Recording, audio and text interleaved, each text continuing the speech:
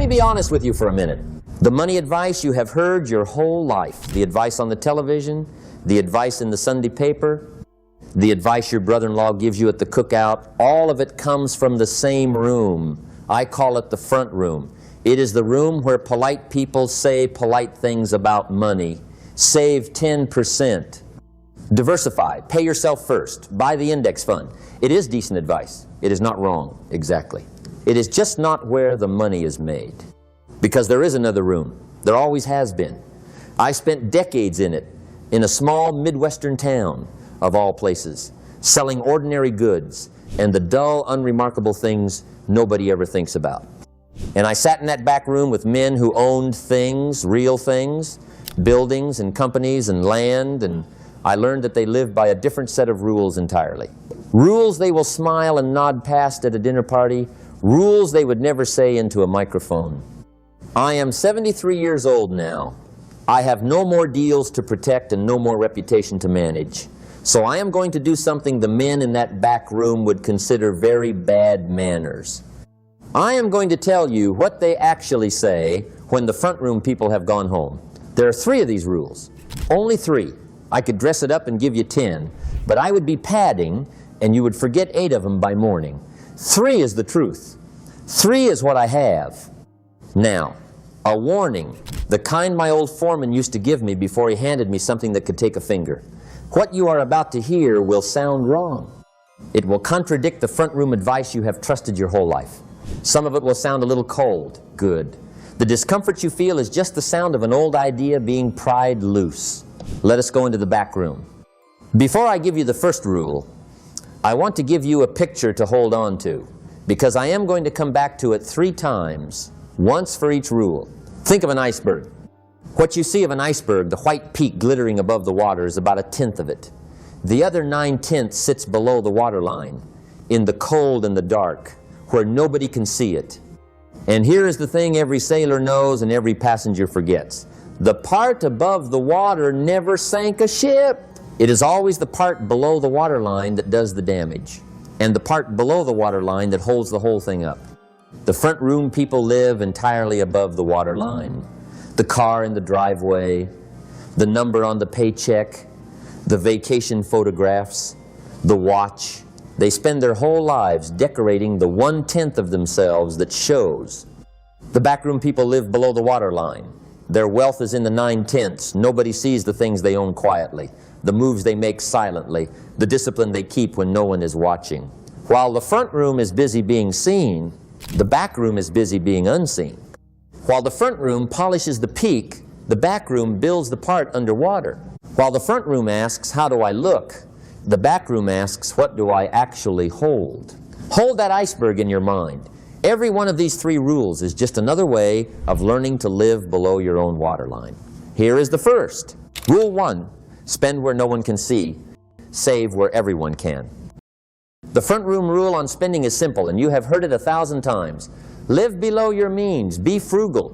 Watch your pennies. It is fine advice as far as it goes. But it misses the deeper thing entirely, and the deeper thing is this. It is not how much you spend that ruins you. It is where you spend it that other people can see. Let me explain what I mean, because it took me years to understand it myself. Most people who never get anywhere with money are not reckless. They do not blow it at the casino. They bleed it slowly on a single thing, the appearance of doing well, the car that says they have arrived, the house in the neighborhood that signals they belong, the clothes, the watch, the dinner they pick up for the table so everyone sees them pick it up. Every one of those dollars is spent above the waterline, where it can be seen, and every one of those dollars is gone for good. There is a man named Thorstein Veblen, an economist from a long time ago, who gave this a name. He called it conspicuous consumption spending, whose entire purpose is to be witnessed. He saw, more than 100 years ago, that human beings will trade enormous amounts of their actual security for small amounts of visible status. He was right then, he is right now. Now here is what the back room does, and it is almost the exact reverse. The wealthy I knew spent freely on the things nobody could see, and they were tight as a drum on the things everybody could see.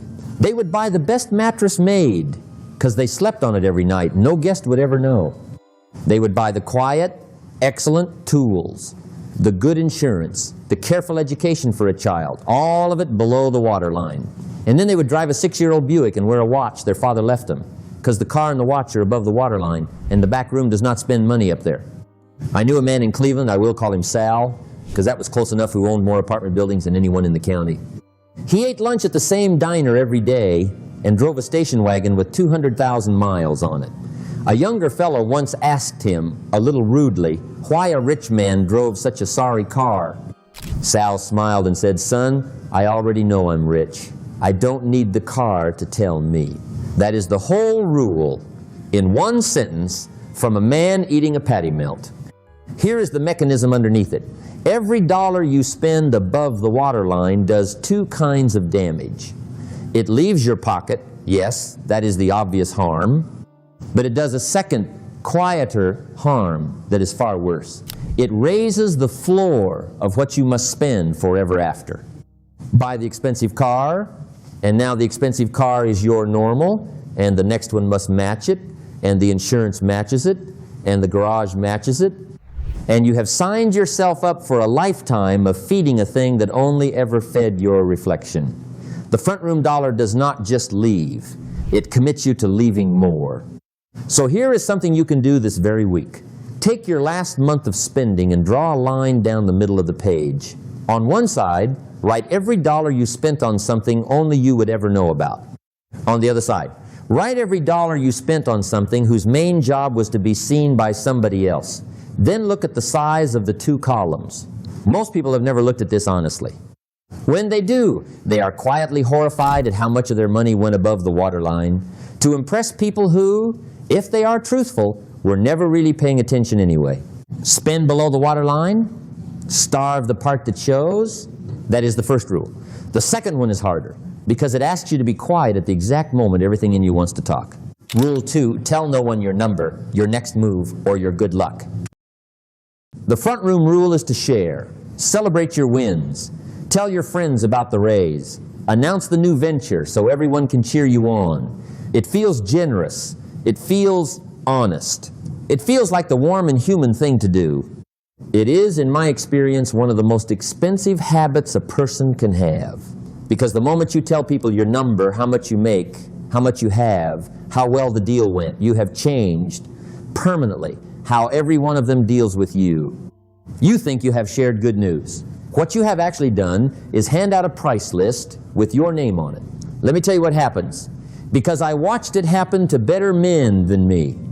A fellow has a good year, he cannot help himself, he tells people, and 3 things start all at once, and all of them bad. First, the people who love him start very quietly to want things. Not because they are greedy, because they are human, and they now know there is more in the well than they thought. The loan request.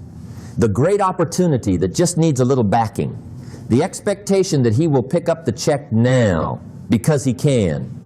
Second, the people who compete with him now know exactly where he stands. And a man who has told you his position has handed you the map to his flank. And third, this is the subtle one, he himself can no longer pull back. He has announced that he is doing well, and a man who has announced he is doing well cannot be seen tightening his belt. He has trapped himself above the waterline with his own mouth. There is an old line I have carried since I was young. It is in the Bible, in Proverbs, and it has never once failed me. Even a fool is thought wise if he keeps silent.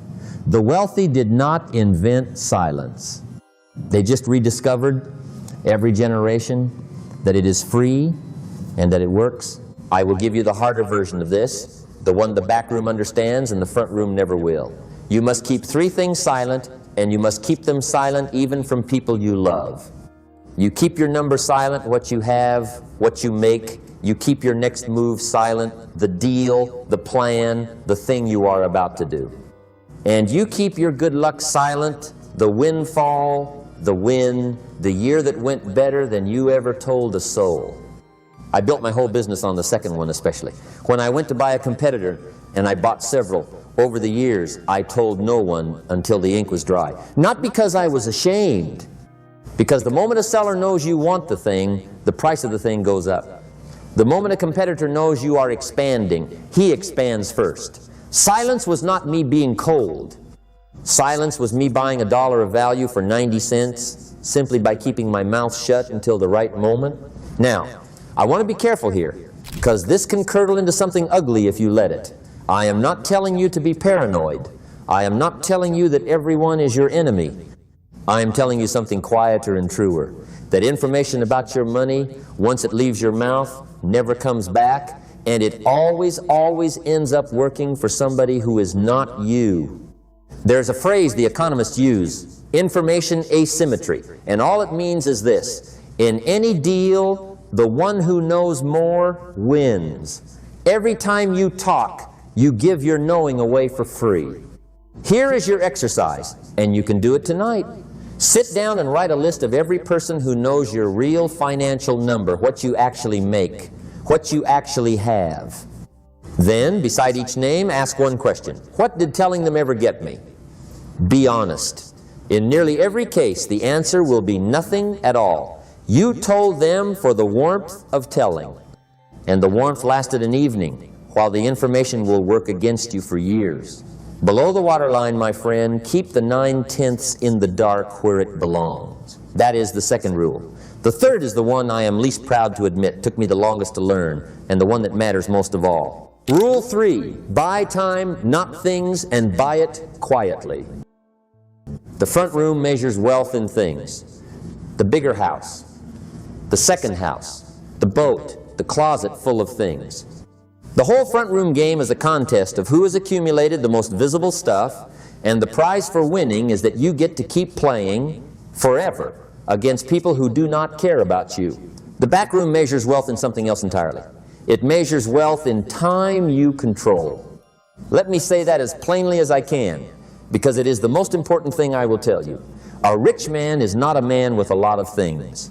A rich man is a man who owns his own hours, who wakes up and the day is his, who answers to no schedule he did not choose, who can say no to anything and yes to anything because his time belongs to him and not to a boss, a bank, or a pile of obligations he bought on credit.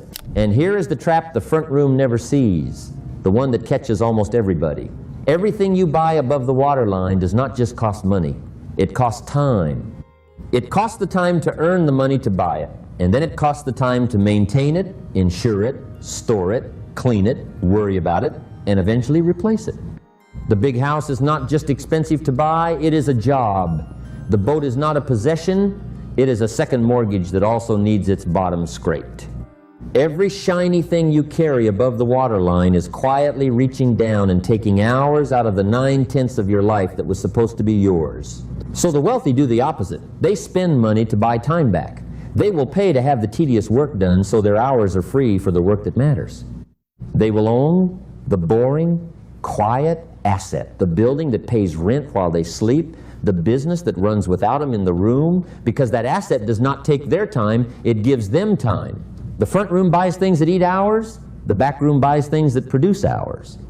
There is a sentence I've heard from more than one wealthy man in more than one back room, and it goes like this: if you do not own something that earns while you sleep, you will work until you die. The front room has never heard that sentence. The back room lives by it. I learned this one late, and I paid for the lesson. For the first 20 years, I worked like a mule. I was the business, every part of it, and the day I stopped moving, the money stopped moving. I was not wealthy. I was just a man with a busy, profitable job who happened to be the owner. The shift came when I started using the profits not to buy things, but to buy assets that worked without me. More warehouses leased out, small suppliers bought whole and left to run. The building under my own operation owned instead of rented. Slowly, the business started earning while I slept. And the day came in my 50s when I realized I did not have to be there at all. That day, not any purchase, not any number, was the day I finally became rich. I owned my time, and I did it quietly. That is the part that ties all three rules together. I did not announce the buildings. I did not upgrade the car when the rent check started coming. I kept living below the waterline, kept my number to myself, and kept turning every spare dollar into another quiet hour of freedom. The iceberg grew in the cold and the dark, and nobody on the surface knew how big it had gotten, which is exactly how the back room likes it. Here is your exercise for this one, and it is the most important thing I will ask of you.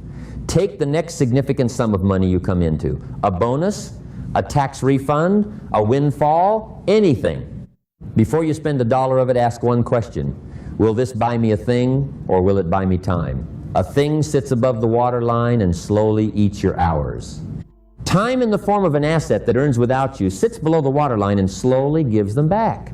Send that money below the line, just once, and watch what it does. Buy time, not things. And buy it where no one can see.